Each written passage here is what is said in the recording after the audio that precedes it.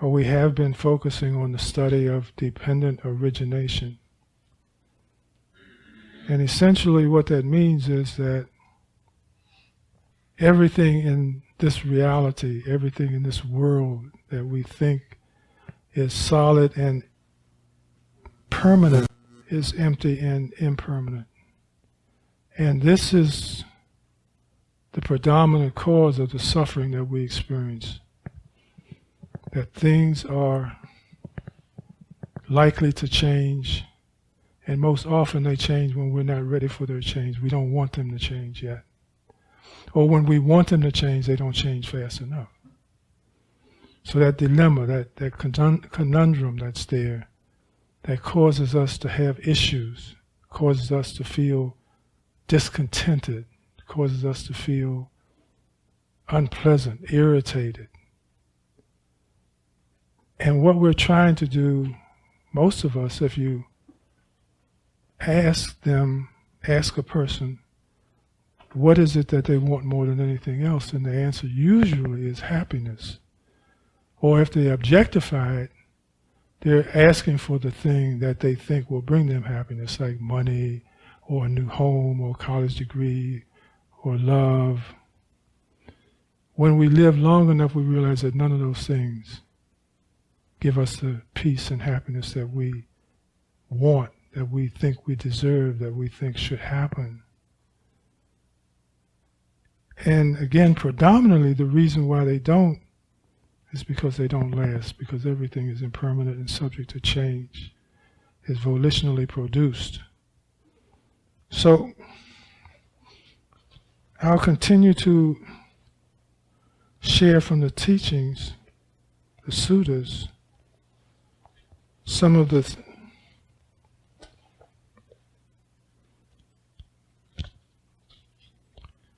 information that may or may not be helpful to you.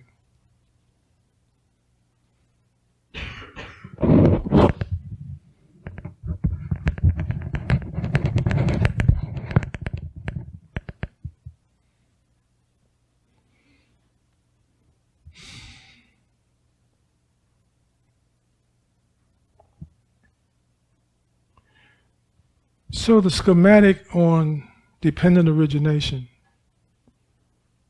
starts out with ignorance as condition, And what are they speaking of, or what was the Buddha speaking of when he talked about with ignorance as condition, formations come to be? He's talking about being ignorant of the Four Noble Truths. Everyone has heard about the Four Noble? Okay, great. So, again, the first noble truth is, this is suffering. Now that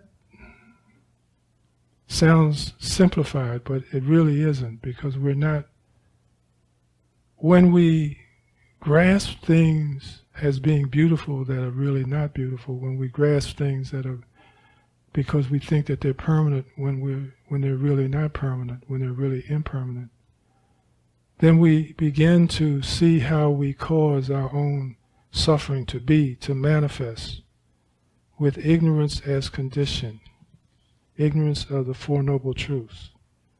This is suffering. So now what is suffering? Suffering is getting what you don't want, losing what you do want, birth, sickness, aging, death, lamentation, despair, depression, sorrow. All of these things are suffering.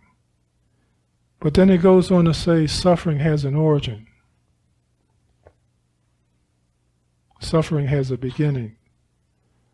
So then we begin to open up to the reality that it is not the events that cause our suffering. It is not the thing that happens or the person that comes into our presence that causes our suffering. So we have to ask ourselves then, what is our suffering? What is the presence that causes us to suffer? And that presence is craving or attachment to anything. Again, because everything is impermanent. Everything changes. We write love songs and we write fairy tales about happily ever after. We write love songs about don't change for me, stay the same as you are, you know. But we're asking reality in those cases to be what reality can't be, because reality is always changing. So,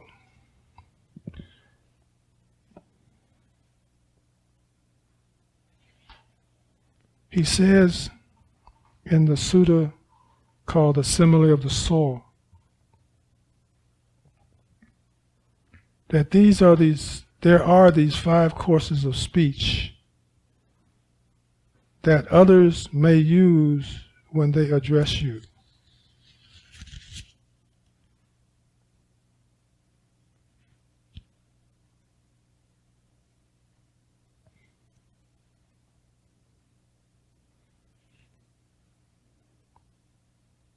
It says, their speech may be timely or untimely. Their speech may be true or untrue. Their speech may be gentle or harsh. Their speech may be connected with good or with harm. Their speech may be spoken with a mind of loving kindness or with inner hate. Now, he's making it very clear that this can occur with anyone at any time. So, for instance, if all of us just went into our minds and looked back, we would understand, or we would see examples in our own life when we spoke harshly or when we spoke angrily to the person who we say we love more than anyone else in the world. And of course we go back and say, I'm sorry, I didn't mean it. I'm sorry I said that. Maybe. But the point is, we have all been spoken to by people we've trusted, by people we've loved, in ways that were very harsh and denigrating. So it can come from anywhere, and it does come from anywhere. And the Buddha is saying, this is the way the world is. That if we have an expectation that there is a person who will only speak loving and kind words to us, that expectation will be shattered in samsara. Because samsara is just change, impermanence.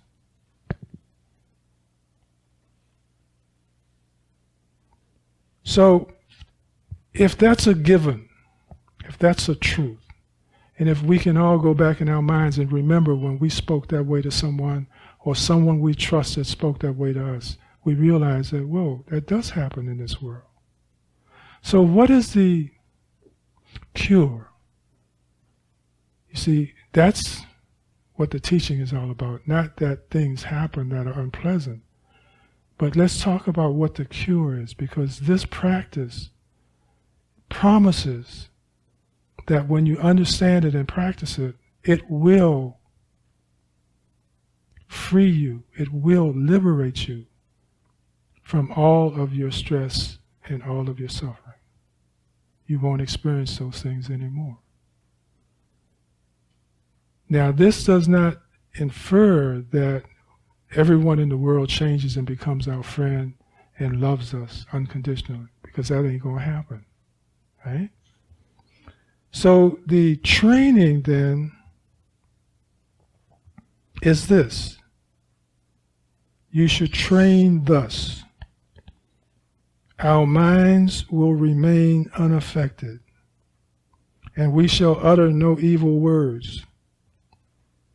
We shall abide compassionate for their welfare, that is, the welfare of the person who spoke harshly or angrily to us.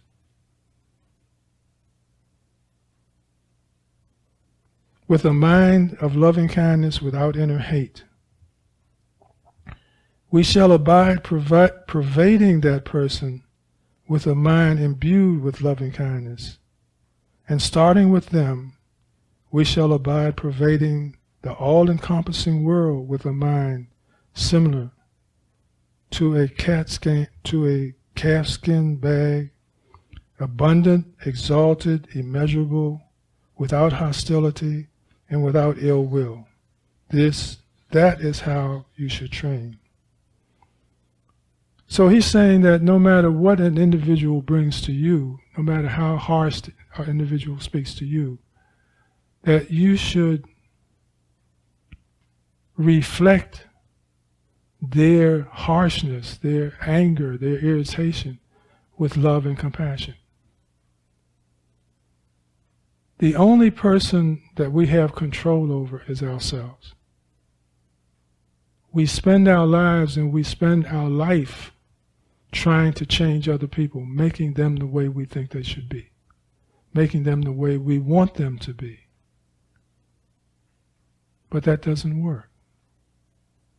We know that with our partners, if we still have them. We know that with our children, if they're still there. That no matter how much we encourage them to be kind and loving to us, they have their moments. And when they are having those moments hurt. And we say in our everyday ordinary world speak that you hurt my feelings, that you said this and made me feel bad. But the truth is, you don't hurt my feelings. I hurt my feelings.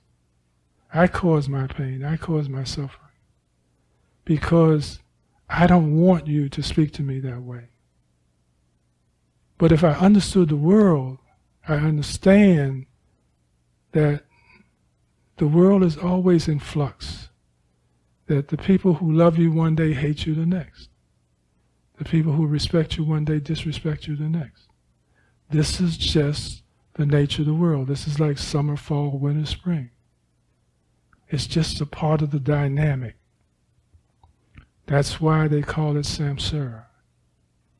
It's a place where chaos reigns, where confusion reigns. And the only place that we can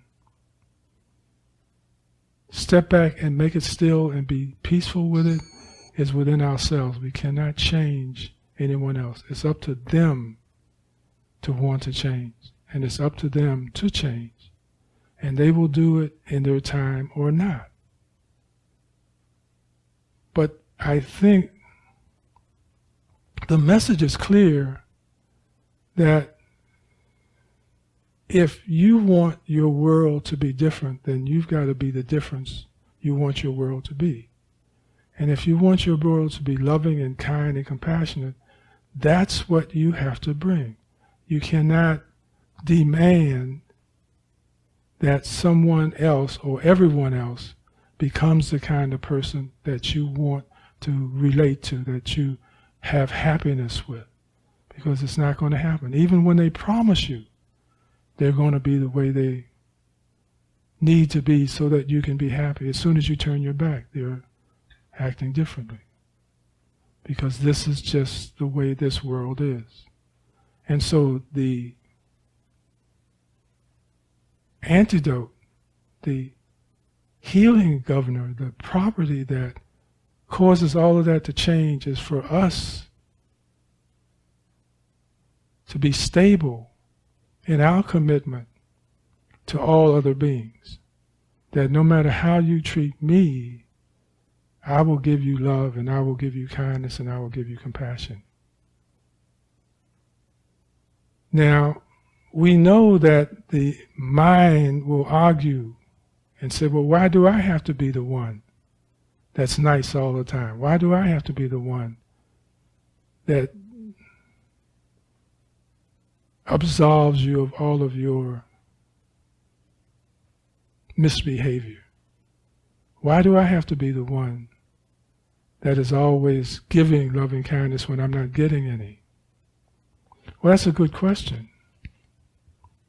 But the answer to that is, you have to be the one, because that is what will liberate you from suffering. That is what will free you from all of your problems. Our usual complaint is that you don't love me enough. You don't hug me enough. You don't say you love me enough. You don't give me enough love. You don't give me enough respect. Well,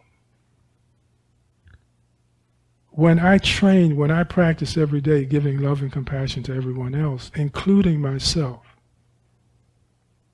I find that I no longer need you to give love to me, because I've got enough already. I've got enough to give me some and give you some too. No matter how you're acting, unconditionally. You don't have to act a certain way. But what life provides is the example that when a person is loved unconditionally and sufficiently, they too begin to change the way they act. They too begin to respond differently to stimuli. And so I find that even though I'm not asking you to change, and I'm not needing you to change, because I've changed and I live by a different standard, that you may also change and be a different person. And I say may because it's not a guarantee. As soon as we look for a guarantee, as soon as we say, well, I'm going to act this way because I'm going to trick them into changing. It may, but it usually doesn't. And then we become disappointed and disillusioned. But the reality is that if I choose to walk this way in this world that doesn't demand anything from you, but demands everything from me, but in doing that, it frees me from all of the pain and suffering that I've encountered in this lifetime. All of the disappointments that I've experienced in this lifetime. Because see, when I'm not asking you for anything, you can't disappoint me. When I'm not asking you to be who I think you should be for me, you can't disappoint me. And so we see that we begin to set ourselves up for disappointment. We set ourselves up for suffering. In this same teaching, it says, even if bandits were to sever you savagely limb by limb with a two-handled sword, he who gives rise to a mind of hate towards them would not be carrying out my teaching. Herein you should train thus. My mind will remain unaffected. I will offer and utter no evil words. I will abide compassionate for their welfare with a mind of loving kindness, without inner hate. And we shall abide pervading them with a mind imbued with loving kindness, and starting with them, we shall abide pervading the all-encompassing world with a mind imbued with loving kindness, abundant, exalted, immeasurable, without hostility, without ill will, and this is how you should train. Now again, it's not easy. But when practiced, the experience of becoming untethered from the need for anyone else to change, for hatred to go away in the world. Hatred and enmity is never going to go away in the world, in this world, because there's always going to be somebody who feels justified in hating someone else, whether they know them or not, whether they're familiar with them or not, whether they live next door to them or not. There's still going to be people who will hate you or hate me simply because they think that's the right thing to do, or someone else told them it was the right thing to do, and you abide by that even though you have no proof that what you are instituting and what you are promoting is not correct. This is just the way the world is. So, here's another example of how to train. Now you say, well, what is this training good for? What it's good for is that it begins to shape my consciousness. It begins to overload my consciousness with wholesome thoughts and attitudes. And what the Buddha says is that the mind is chief. Everything is projected from what I think, from my consciousness. And when I concentrate, when I load my consciousness up with love, thoughts of kindness, thoughts of compassion, that when things happen in the world, my mind is inclined to lean itself in the way that I've been thinking. I'll see if I can make that clear. If I go around with angry thoughts all the time, this is a bad day, they shouldn't have done this, I hate this guy, I hate this politician, I hate this thing. If I'm walking around with thoughts of hate in my mind, not spewing it on anyone else, just turning it around in my own mind. When something happens, when you bump into me, when you knock my coffee out of my hand, when you cut in front of me in traffic, my mind then is inclined to lean toward the thing that I think about. If I think about hate all the time, my mind will incline toward that energy. If I'm thinking about love and compassion all the time, my mind will incline toward that energy. Even though the same thing has happened to me, even though you bumped into me, you caused me to drop my coffee, you caused me to drop my coffee donut. My mind, without me having to be mindful and reflecting on what should I do with this, should I be angry with this person, should I dismiss this person, should I excuse this person, should I tell them it's okay? I don't have to think about those things because I've been walking around thinking about love and kindness all morning. And when the thing occurs, whatever that thing might be, my mind is inclined to think about what I've been thinking about. Make sense? Okay. So this is the reason. And again, why do I have to do this? Why do I have to be the one that has the big mind, the big heart? Why do I have to be the one that's always excusing and condoning the behavior of others? It's because it frees me from suffering. We've already talked about the fact that me being angry hurts me. Not in a punitive sense, not like, well, when you go to heaven, you're going to have to pay for being angry on Wednesday. No, it's not that. It's that the whole act, the whole feeling of aggression, that whole gearing up and getting hot and getting mad does not bother anybody but me. It causes me pain. It causes me distress. It causes me to have tightness in my heart, tightness in my gut.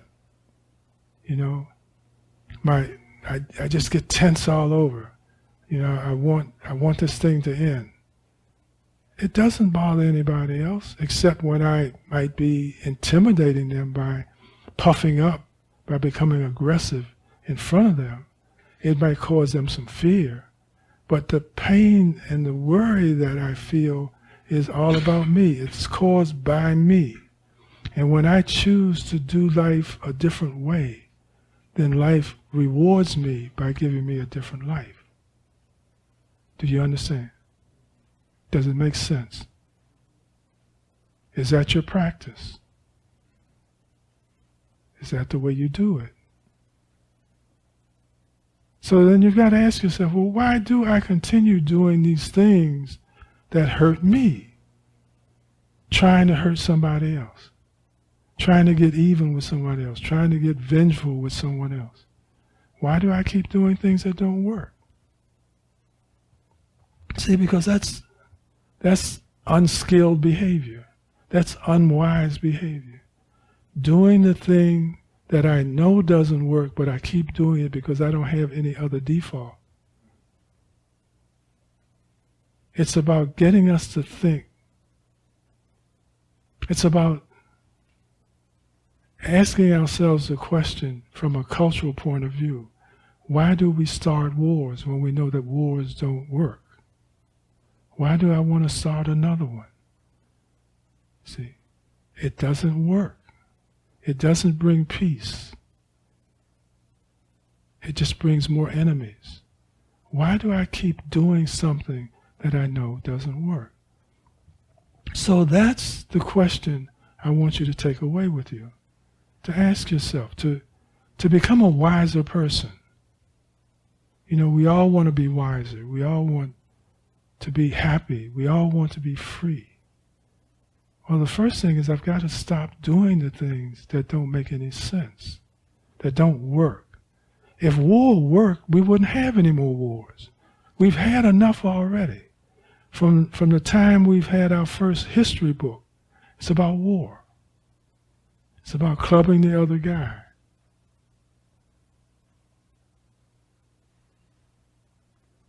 It doesn't work. Does anger and revenge, hatred, enmity, does that work? No, it doesn't. Then the next time you find yourself getting angry, you got to go, wait a minute, will this work? Will this achieve my goal? And the answer is that goal that made us get angry in the first place will be achieved because our goal is to be righteously angry, to give the other person a piece of our mind, to make them ashamed, embarrassed. So we're convinced that what we're doing is the right thing. But we've also got to evaluate it at the end and ask ourselves, now, did I accomplish what I wanted to? How do I feel now? And most people will agree that they feel sort of bad. They don't feel good. It wasn't the way they wanted or felt that it should have been handled. And most often, in most cases, we find ourselves going back and apologizing or saying, I'm sorry I said that, I should have said this.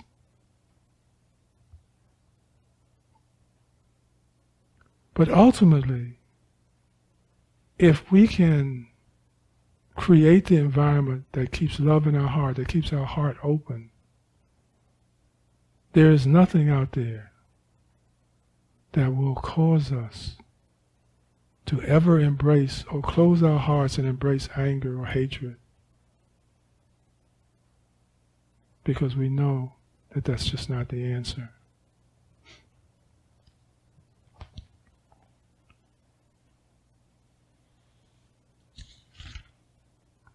There was a monk who wanted to journey to another county, let's say. And he was asking the Buddha for permission to go. And the Buddha said to him, the people whose land you want to go to are fierce and rough. If they abuse and threaten you, what will you think of them?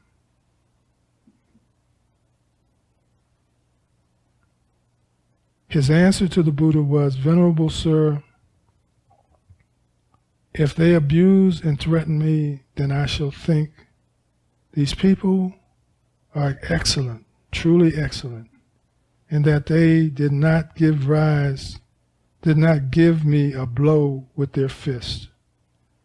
Then I shall think thus, and this is how I shall think. So the Buddha said, well, what if the people gave you a blow with the fist? What would you think then? He says, I will think these people are excellent, truly excellent, for that they did not give me a blow with a clod, a big lump of dirt.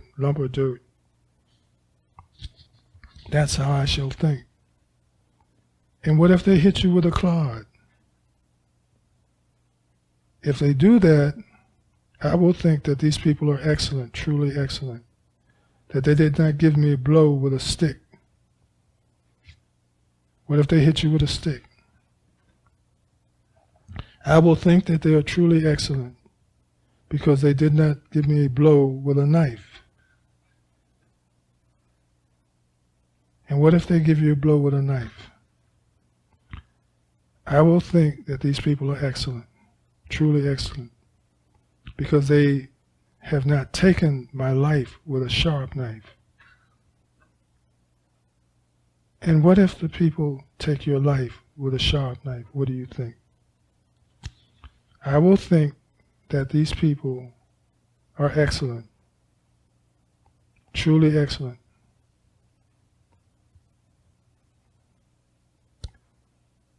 He says, there have been disciples of the Blessed One who, being repelled, humiliated, and disgusted by the body and by life, have sought an assailant, but I have obtained this assailant without even a search. This is how I shall think. So we can see by this example that this particular monk would not allow unwholesome thoughts or thoughts of revenge or aggression to enter his mind under any circumstances, up to and including that they took his life. And this is a way that is suggested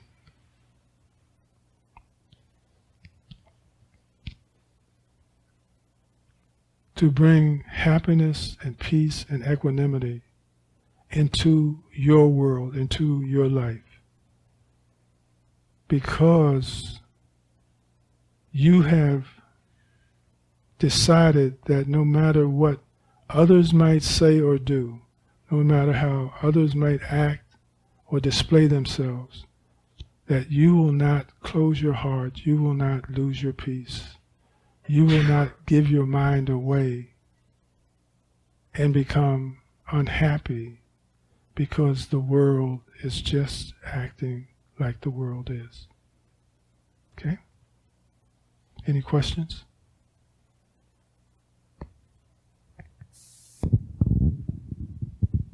All right, that must have been good. Okay. So, now how do we train? So this is what we're going to practice now. So for those who are here for the first time, this is what we're going to do, and this is what I suggest you try to do so that you can enter into the same frame of mind and the same peaceful space that everyone else is able to access through their practice, right? So the first thing we notice is that we're not asking someone to entertain us. We're not asking someone to make us happy. We're not asking someone to make us peaceful or make us still. We are employing a practice that benefits us as an individual. We are first going to do a short meditation on loving kindness or metta. And again, why am I wanting to think about loving kindness? It's because I want to saturate my consciousness and my heart with it so that no matter what happens outside, my mind will always incline itself towards love and kindness. And this is not an affirmation. This is not a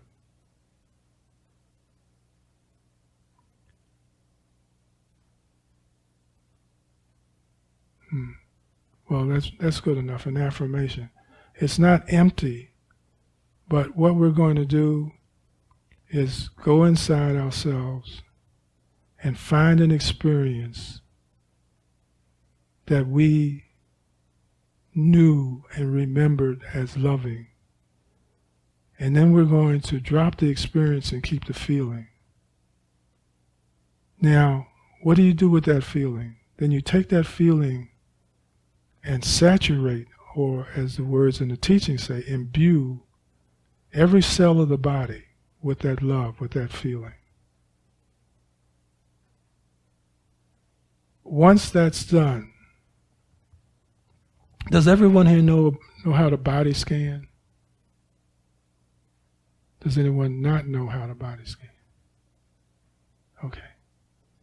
So after body scanning and imbuing every cell with love and kindness, then you can truly say to yourself, I am filled with love, and I am filled with kindness. I am happy, I am still, I am peaceful.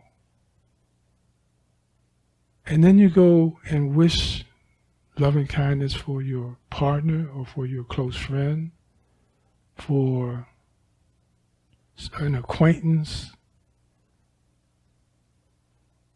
for a neutral person, somebody you don't even know, but you just see them walking up the street going to work or going to the store. And then for someone you perceive as your enemy, someone who you think hates you or someone who you hate, you wish them love and kindness. And you actually hold an image of them in this field of love that you've generated until you get the sense that they've had enough. And then you let it go. Okay, any questions? Yes? I'm not familiar with what you mean by doing body scan. Okay. So it's like take a quarter of the body, like the right quadrant of the body, whole quarter. And then you start above the head, and it's like you're pouring honey, something that moves very slowly down the whole body, that gets every space, every crack, every nook, every cranny, all the way down to the feet. And then you do the same thing on the left side, all the way down. You do the same thing on the back, the quarter, right quarter, all the way down, shoulders, neck, head, everything, legs, feet. And then the same thing on the other side. And you see that not only on the outside of your body, but also on the inside, going all the way down. You know, touching that love and that kindness, touching everything in the body. So therefore, when you then say the words, I am filled with love and kindness, you know that that's not a wish, because you've actually taken the feeling of love, the reality of love that you felt before in your life, and you've taken that feeling and you just scrubbed every cell, every tissue, every bone of the body all the way down. Okay? And when you first practice it, it might take a while, you know, because it's new. But as you do it, then you can do a scan in 3 seconds. Okay? You know, without feeling rushed and without neglecting any part of your body. Every part of your body gets scanned with this. Okay? All right. Okay. For the people who are in chairs, I hope that it's low enough or high enough so that your thighs are like parallel to the floor and that your feet are kind of flat on the floor, where you're not uncomfortable, where the back of your legs don't feel like they're being bound by the front of the chair, so that you feel comfortable. Your hands can be in your lap, they can be on your knees, doesn't matter.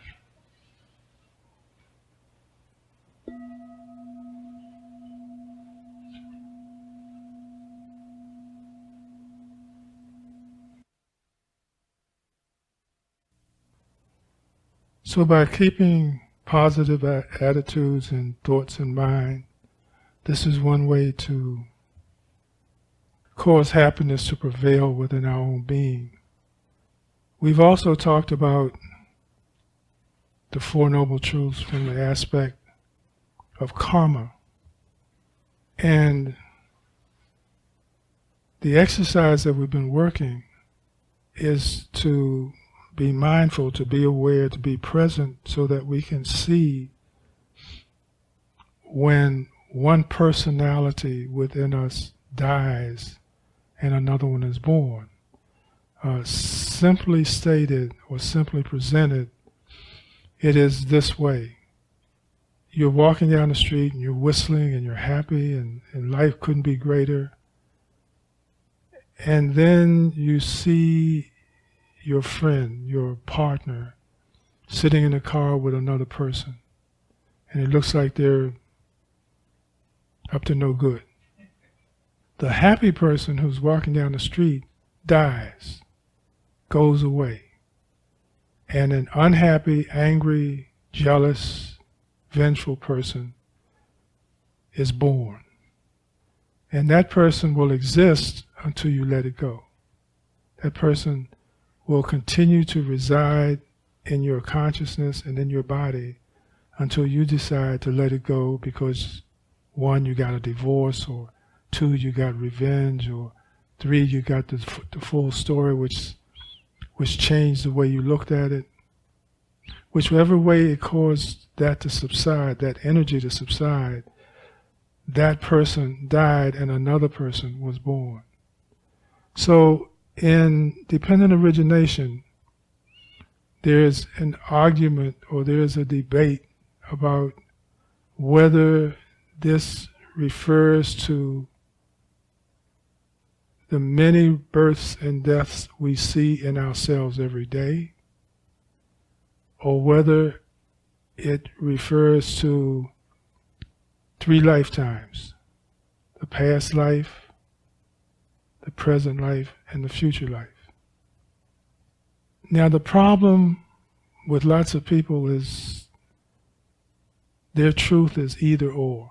It's either the way they want it to be, or it's the way someone else wants it to be, but it cannot be both ways. But the Buddha teaches us that never say this is true and nothing else is true.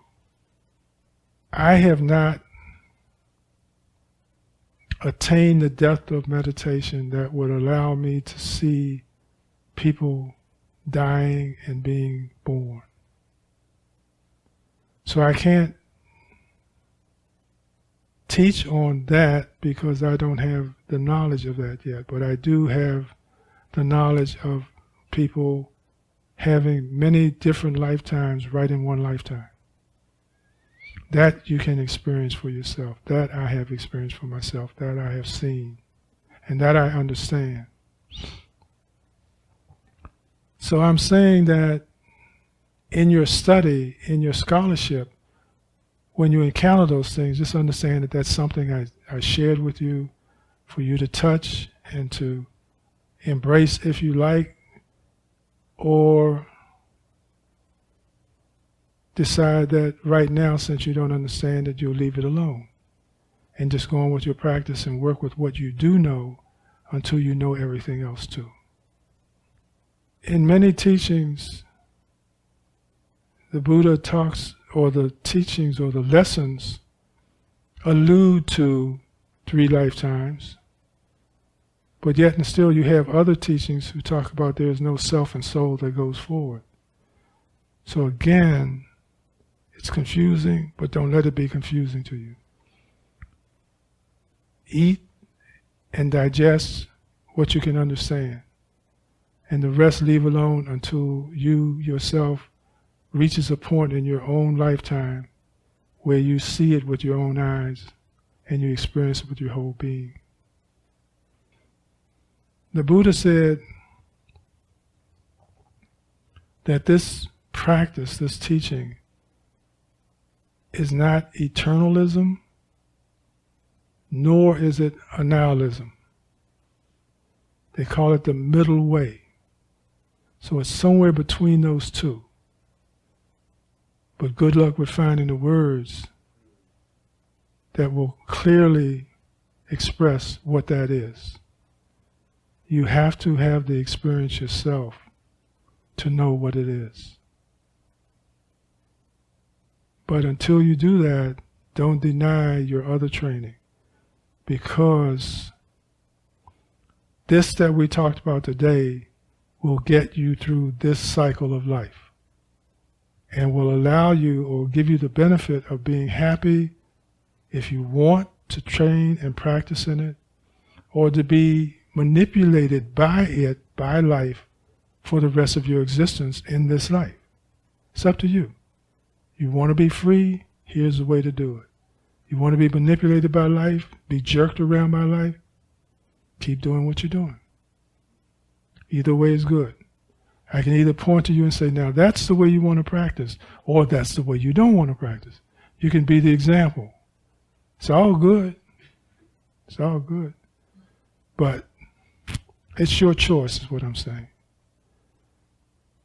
Just don't make anything up. Keep your practice together, whatever that practice might be. And remember, this is more for the new guys now. You don't have to leave behind what you've already experienced and what you've already benefited from to come into this path. You can bring all of the goodness with you as you continue to walk. Just because we make a right turn or left turn doesn't mean we're not on the same trail that we were always on when we first said, I'm going to take a journey. So you don't have to discard everything else and start all over again. You can work with what you got, what you understand, the experiences that you've had. Don't leave anything behind. It's all good. All right? May all beings be liberated from suffering. May we be well. May we be happy. May we be peaceful. Thank you so much for coming. Thank you for your attention. And I hope that you picked up something that will be helpful to you. And I hope I'll see you again soon. Thank you so much.